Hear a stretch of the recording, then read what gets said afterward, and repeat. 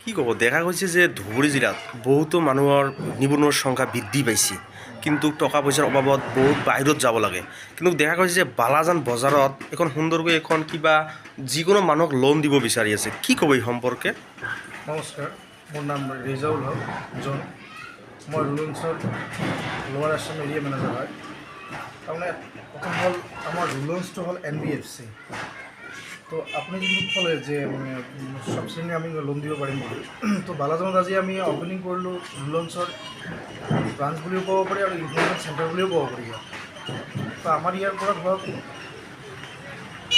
Businessmen, সৰু businessmen, ডাঙৰ businessmen, সেইবিলাক যিবিলাক মানুহ আজি টকাৰ অভাৱত ধৰক ব্যৱসায় কৰিব নোৱাৰা হৈছে, আৰু যিবিলাক মানুহ ধৰক বেংকৰ ঘূৰি ঘূৰি ঋণৰ কাৰণে হাবাথুৰি খাইছে, সেইবোৰ মানুহক মই উদ্দেশ্যে ক'ব বিচাৰিছোঁ, আপোনালোকৰ যদি বিজনেছ আছে, যদি আপোনাৰ চিভিল ভাল আছে, আপোনাৰ বেংক ট্ৰানজেকশ্যন ভাল আছে, তেতিয়াহ'লে আপোনালোকে বেংকত যাব নালাগে, আমাৰ ইয়াতে আহক।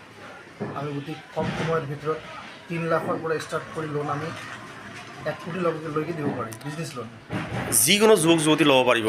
যিকোনো যুৱক যুৱতী ক'লে এইটো ভুল হ'ব। তাৰমানে আমাৰ ইয়াত এক্সুৱেল প্ৰফাইল থকা মানুহে লোনবিলাক পায়, যেনেকুৱা ধৰক ডাঙৰ ষ্টক বিজনেছমেন, ডাঙৰ গ্ৰ'চাৰী শ্বপ, হাৰ্ডৱেৰ শ্বপ আৰু বিভিন্ন ধৰণৰ বিজনেছমেন, কিন্তু বিজনেছ থাকিব লাগিব। হয়, এজন মানুহ যদি আপোনাৰ পৰা লোন ল'ব বিচাৰে তেতিয়া নথি পত্ৰৰ কি প্ৰয়োজন আছে?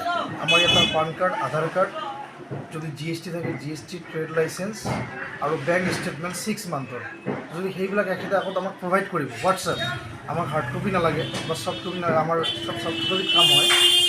আমি চিভিলটো চেক কৰিম আৰু ইয়াত ইলিজিবিলিটি ওলাম। যদি ইলিজিবিলিটি মতে আহি যায়, তেতিয়া আমি তেখেতক লোন প্ৰভাইড কৰিব পাৰিম। নহয়, যদি কিবা আমাৰ যিহেতু এইটো বালাজনত এইটো চেণ্টাৰ খুলিছে, কিন্তু কিবা যদি বেলেগ ডিষ্ট্ৰিক্টৰ মানুহ ল'ব বিচাৰে তেন্তে কি ল'ব পাৰিবনে নাই?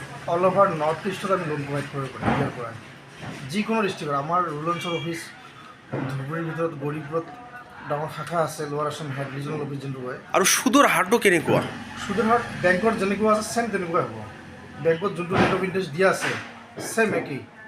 এইটো RBIৰ গাইডলাইন হিচাপে হয় ইণ্টাৰেষ্টৰ। বিভিন্ন ধৰণৰ বিজনেছত বিভিন্ন ধৰণৰ ৰেট অফ ইণ্টাৰেষ্ট হয়।